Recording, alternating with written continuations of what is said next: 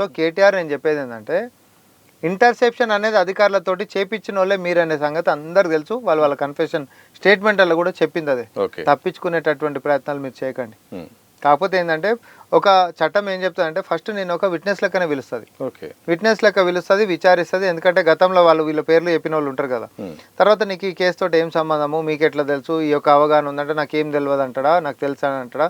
మరి ఏం తెలియకపోతే ఈ పలానా నంబర్కి మీరు ఎందుకు కాల్ చేశారంటే, ఎందుకంటే పేపర్ ఎవిడెన్స్లు ఉంటాయి కదా, అవైతే అబద్ధాలు చెప్పవు కదా. మరి ఈ నంబర్కి ఎందుకు కాల్ చేశారు, అప్పుడు మీకు వీళ్ళకి ఏం సంబంధాన్ని కాల్ చేశారు అంటే అప్పుడు జవాబులలో తడబాటు అయిపోయి ఫిక్స్ అయినరు అనుకోండి, అప్పుడు ప్రాసిక్యూషన్ దాంట్లోకి పోతుంది.